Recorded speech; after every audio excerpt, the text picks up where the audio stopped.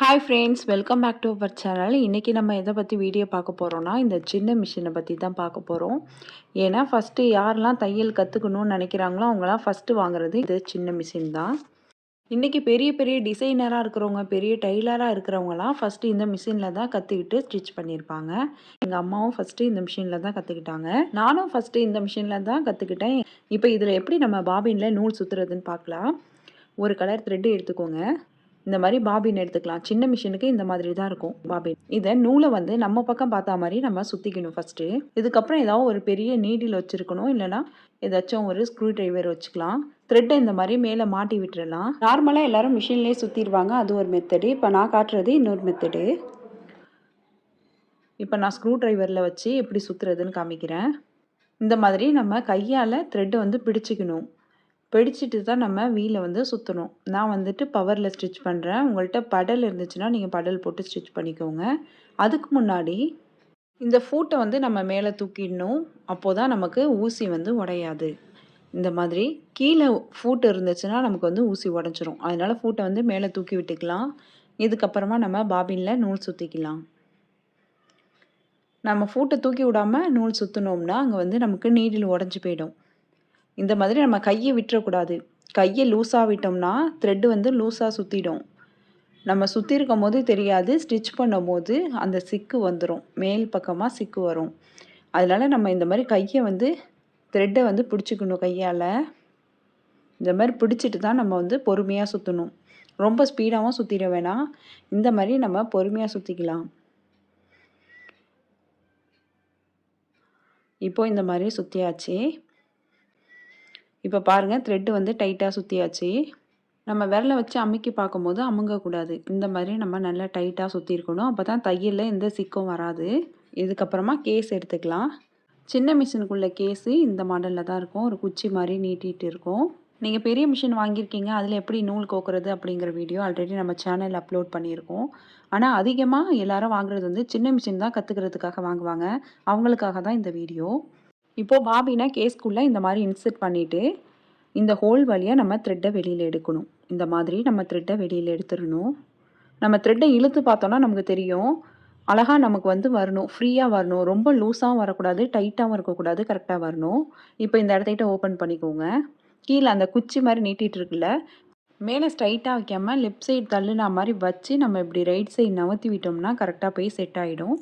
Set ஆகும்போது ஒரு sound வரும். அப்படி சவுண்டு வந்துச்சுன்னா கரெக்டாக செட் ஆகிடுச்சின்னு அர்த்தம். இல்லைன்னா நம்ம கழட்டிட்டு திரும்ப மாட்டணும். இப்போ வந்து பாபினில் த்ரெட்டு மாட்டியாச்சு. இதுக்கப்புறம் மேலே எப்படி த்ரெட்டு மாட்டுறதுன்னு பார்க்கலாம். இப்போது த்ரெட்டு வந்து நமக்கு பேக் சைடு வழியாக வெளியில் வரணும். இந்த மாதிரி ஃப்ரண்ட் சைடு வழியாக வரா மாதிரி வைக்கக்கூடாது. பேக் சைடு வழியாக வரா மாதிரி வச்சுட்டு இப்போது த்ரெட்டை பேக் சைடு வழியாக இந்த மாதிரி இழுக்கலாம். இதில் மாட்டி இழுக்கணும். இதில் ஒரு கேப் மாதிரி இருக்குல்ல, அந்த வழியாக நம்ம த்ரெட்டை எடுத்து வரணும். இப்போது இதுக்கு கீழே கரெக்டாக நம்ம அந்த டென்ஷனில் ஒரு சுற்றணும். இதுதான் டென்ஷன். இதில் வந்து இந்த மாதிரி சுற்றி இந்த எல் ஷேப்பில் ஒரு கம்பி மாதிரி இருக்குல்ல, அது உள் பக்கமாக நம்ம த்ரெட்டை வெளியில் எடுத்துடணும். இதுக்கப்புறம் இங்கே ஒரு நாப்பு மாதிரி இருக்குல்ல, நம்ம வீலை இந்த மாதிரி சுற்ற அது மேலேயும் கீழேயும் வரும். நம்ம மேல் பக்கமாக வச்சுட்டு இந்த மாதிரி த்ரெட்டை கோத்து எடுத்துக்கலாம். இதுக்கப்புறம் இந்த இடத்திட்ட ஒரு கொக்கி மாதிரி இருக்கும், அதில் வந்து த்ரெட்டை வந்து மாட்டிடலாம். இதுக்கு கீழேயும் இதே மாதிரியே ஒரு கம்பி மாதிரி கொடுத்துருப்பாங்க, அதுலேயே நம்ம த்ரெட்டை மாட்டலாம். அப்போ தான் நமக்கு த்ரெட்டு நீடில் விட்டு வெளியில் வந்தாலும் பிஞ்சிட்டு அந்தான போயிடாது. இப்போ நீடிலுக்குள்ளே நூலை வந்து கொத்து அந்த சைடு வழியாக வெளியில் எடுத்துடலாம். இப்போ பாபின்லேயே நம்ம நூல் ரெடி பண்ணியாச்சு. அதே மாதிரியே மேலேயே நம்ம நூலை வந்து கோத்தாச்சு. இதுக்கப்புறம் வீலை ஒரு சுற்றினோன்னா கீழே உள்ள பாபின் த்ரெட்டு வந்து இந்த நீடிலில் மேலே வந்திருக்கும்.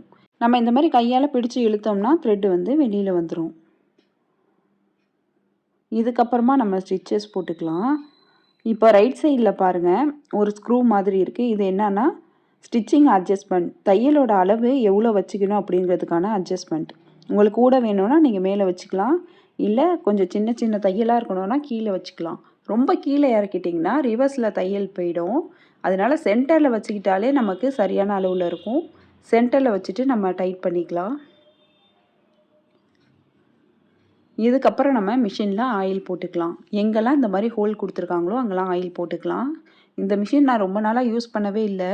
உங்களுக்கு காட்டணுங்கிறதுக்காக தான் இப்போ எடுத்து நான் யூஸ் பண்ணுறேன். அதனால நான் ஆயில் கொஞ்சம் அதிகமாக போட்டுக்கிறேன்.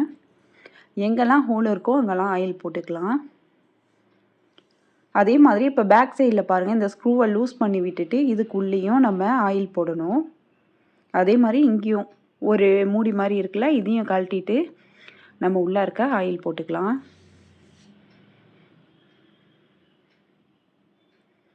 இப்போ எங்கே பார்த்தாலும் நம்ம ஆயில் போட்டாச்சு.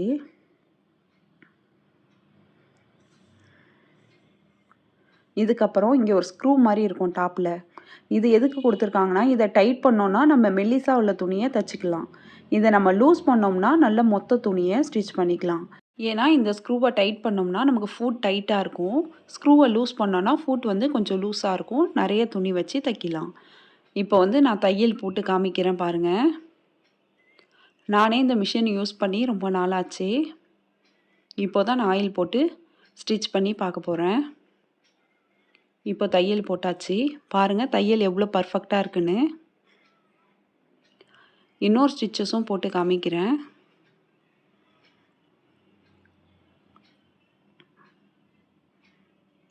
பாருங்கள் தையல் வந்து கரெக்டாக இருக்குது. சிக்கு எதுவும் இல்லை. பேக் சைட்லேயும் பார்த்தா தையல் வந்து 2 பக்கமும் ஒரே மாதிரியே இருக்குது. உங்களுக்கு சின்ன தையலாக வேணும்னா நீங்கள் வந்து சின்ன தையல் போட்டுக்கலாம். மேலே வச்சிங்கன்னா உங்களுக்கு வந்து பெரிய தையல் வரும். இப்போ வந்து நான் மேலே வச்சு ஸ்டிச் பண்ணி பார்க்குறேன். இப்போ பாருங்கள் மிஷின் ஸ்பீடாக தைக்கிது. அதே மாதிரி தையலும் பெருசு பெருசாக வருது. அது மாதிரி உங்களுக்கு எது விருப்பமோ நீங்கள் அதில் அட்ஜஸ்ட் பண்ணி வச்சுக்கலாம். அதே மாதிரி நீங்கள் 2, 3 துணி வச்சு ஸ்டிச் பண்ணிங்கன்னா இதை நல்லா லூஸ் பண்ணி விட்டுக்கலாம். மெல்லிஸ் துணியாக ஸ்டிச் பண்ணிங்கன்னா இதை டைட் பண்ணி விட்டுக்கலாம். அவ்வளோதான். இந்த சின்ன மிஷினில் இவ்வளோ தான் இருக்குது. இதே பெரிய மிஷினாக இருந்துச்சுன்னா நமக்கு ரிவர்ஸ் ஸ்டிச் போடுற மாதிரி மேலே வந்து ஒரு எல் ஷேப்பில் கம்பி மாதிரி இருக்கும். அதே மாதிரி ஃபூட்டை வந்து நம்ம தூக்கி விடுறதுக்கு knee லிஃப்டர் கொடுத்துருப்பாங்க. அதை நம்ம காலால் தட்டி விட்டோம்னா ஃபுட் வந்து மேலே தூக்கிடும். ஆனால் இந்த மிஷினுக்கு அந்த மாதிரிலாம் கிடையாது. இந்த மிஷின் வந்து பிகினர்ஸ் தான் அதிகமாக யூஸ் பண்ணுவாங்க. ஆனால் நிறையா துணி ஸ்டிச் பண்ணணும் அப்படின்னா அவங்க வந்து பெரிய மிஷின் தான் வாங்குவாங்க. ஏன்னா இந்த மிஷினோட ஸ்பீடு வந்து கொஞ்சம் கம்மியாக தான் இருக்கும் பெரிய மிஷினோட கம்பேர் பண்ணும்போது. நான் மெரிட் வச்சுருக்கேன். உங்களுக்கு எந்த பிராண்டு விருப்பமோ நீங்கள் அந்த பிராண்ட் வாங்கிக்கலாம். எந்த பிராண்டு வாங்கினாலும் அதை நம்ம எந்த மாதிரி மெயின்டைன் பண்ணுறோம், ஆயில் போட்டு எந்த அளவுக்கு மெயின்டைன் பண்ணுறோமோ அந்த அளவுக்கு ஸ்டிச்சஸ் வந்து நமக்கு நல்லா வரும். இந்த மாதிரி வீடியோ உங்களுக்கு பிடிச்சிருந்துச்சுன்னா, யூஸ்ஃபுல்லாக இருந்துச்சுன்னா லைக் பண்ணுங்கள், ஷேர் பண்ணுங்கள், கமெண்ட் பண்ணுங்கள். மறக்காமல் சிவி சாய்ரா சேனலை சப்ஸ்கிரைப் பண்ணிவிட்டு பக்கத்தில் உள்ள பெல் ஐக்கானை கிளிக் பண்ணிடுங்க. அப்போ தான் நான் போடுற வீடியோஸ்லாம் உங்களுக்கு நோட்டிஃபிகேஷனில் வரும். தேங்க்ஸ் ஃபார் வாட்சிங்.